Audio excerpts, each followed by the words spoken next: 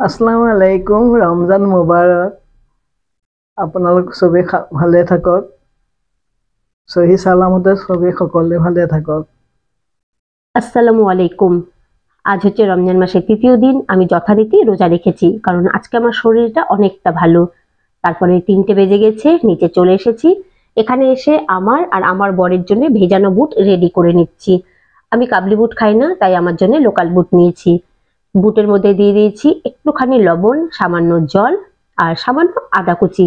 আর আম্মার বুটটা আমি আগে রেডি করে নিয়েছি।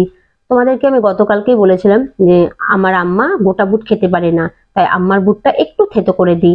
আর সেটা আমি নিচে এসে সব থেকে আগে করি। তো বলো, কেমন আছো তোমরা? আশা করি তোমরা যে যেখানে আছো খুব ভালো আছো, সুস্থ আছো। আমিও ভালো আছি।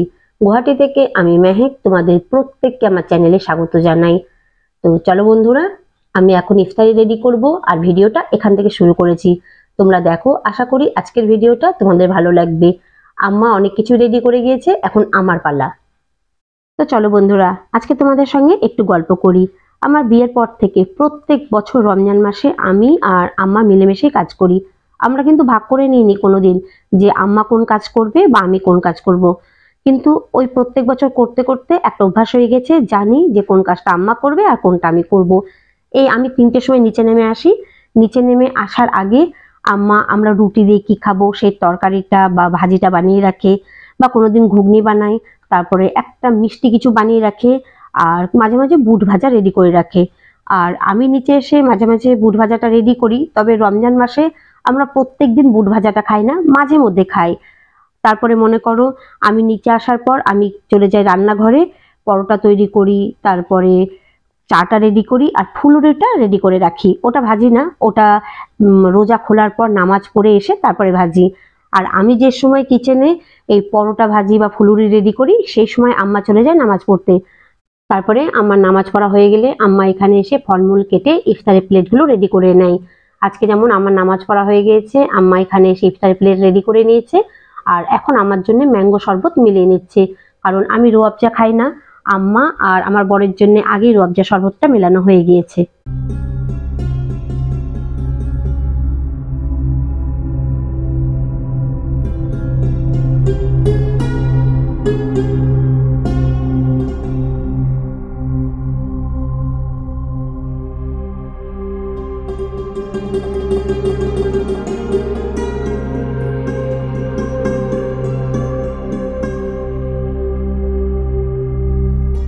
তো চলে এসেছি রান্নাঘরে। এখন আমি ভাজছি বেসন আর পেঁয়াজ দিয়ে পেঁয়াজি। আমার ইফতার করা হয়ে গিয়েছে আর সেই সঙ্গে নামাজ পড়া হয়ে গিয়েছে। তো চলো বন্ধুরা, আজকে তোমাদের সঙ্গে রমজান নিয়ে কিছু কথা শেয়ার করি। আমার বিয়ের প্রথম বছর আমি মনে হয় 1টা কি 2টো রোজা রেখেছিলাম, বেশি রাখতে পারিনি। আর আমার শাশুড়ি মা বলেছিলেন যে এটা তো ফরজ রোজা, তাই তুমি রাখবে না এটা বলা যায় না। তবে প্রথম বছর তুমি দেখো, বোঝো, যদি পারো তাহলে রেখো। তো আমার ঠিক মতো মনে নেই, তবে আমার মনে হয় আমি 2-3টে রোজা রেখেছিলাম। আর এবছরও তো আমি রাখতে পারছি না, কারণ এবছর আমি মেডিসিন খাচ্ছি। আর তাছাড়া আমার একটা প্রবলেম আছে, আমি যদি বেশিক্ষণ না খেয়ে থাকি না, তাহলে আমার অ্যাসিডিটি হয়ে যায় আর মাথা যন্ত্রণা করে। যদিও এখন এটা মেডিসিন খেয়ে আমার অনেকটা কমেছে। আর আমি সব থেকে বেশি রোজা রেখেছিলাম মনে হয় করোনার সময়, 22টা। সে বছর আমার ননদের বিয়েও হয়নি, ননদও ছিল, সবাই মিলে বেশ অনেক রোজাই রেখেছিলাম। আর আমার শ্বশুর বাড়ি থেকে, মানে একটা কথা আমাকে বলতেই হবে, আমার বরের কথা বাদ দিচ্ছি, কিন্তু আমার শ্বশুর শাশুড়ি বা যেহেতু আমাদের যৌথ পরিবার, কিন্তু কোনোদিনও কেউ আমাকে রোজা রাখার জন্য, নামাজ পড়ার জন্য প্রেশার দেয়নি বা আমার উপর জোর করে কিছু চাপিয়ে দেয়নি। কারণ আমার একটা জিনিস আছে, কোনো কিছু যদি আমার ভালো লাগে আমি সেটা মন দিয়েই করি। জানি আমি বিয়ে হয়েছে একটা মুসলিম পরিবারে, আমার বরের ধর্মটা এখন আমার ধর্ম, কিন্তু তাই বলে মানে কোনো কিছু ভালো না লাগলেও সেটা আমি জোর করে করি না। আর সব থেকে বড় কথা, যেহেতু আমার উপরে জোর করে কিছু চাপিয়ে দেয়নি, আমার ইচ্ছা মতো আমাকে করতে দিয়েছে, সেই জন্যই আমি মানে যতটা পারি রোজা রাখি, নামাজ পড়ি। তবে একটা কথা সত্যি, আমি যদি নামাজ পড়ি, দোয়া দরুদ করি, তাহলে আমার শাশুড়িমা সত্যি মানে পছন্দ করে, মানে এই জিনিসগুলো ভালোবাসে। এটা শুধু আমার ক্ষেত্রে না, আমার ননদের ক্ষেত্রেও।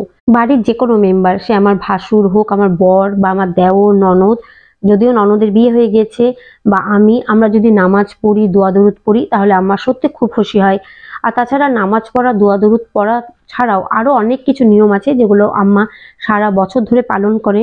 তো আম্মা চেষ্টা করে যাতে এগুলো আমরা দেখে শুনে শিখে নিই, কারণ যাতে ভবিষ্যতে এগুলো আমরা পালন করতে পারি। আম্মা সেই কথাগুলোই বলে যে আম্মা যেগুলো এখন মেনে চলছে যাতে আমরা ভবিষ্যতে সেগুলো মেনে চলি, পালন করি, তাহলে মানে ভালোটা আমাদেরই হবে। তো আমিও চেষ্টা করছি মানে ধীরে সুস্থে হলেও সেই নিয়মগুলো পালন করার।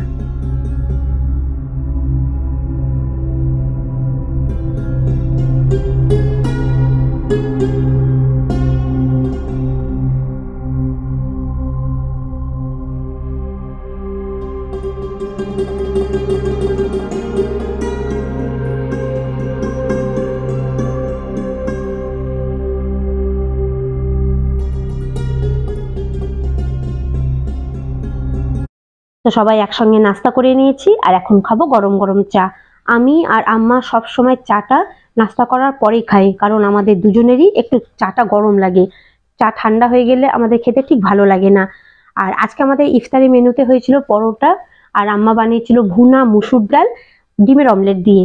এই রেসিপিটা না যদি পারি একদিন আম্মাকে বলবো শেয়ার করতে, খেতে খুব টেস্টি হয়। এটা আম্মা মাঝে মাঝে অবশ্য ছোলার ডাল দিয়েও বানায়, কিন্তু যেহেতু আমি ছোলার ডালটা খাই না সেই জন্য আম্মা আজকে মুসুর ডাল দিয়ে বানিয়েছে।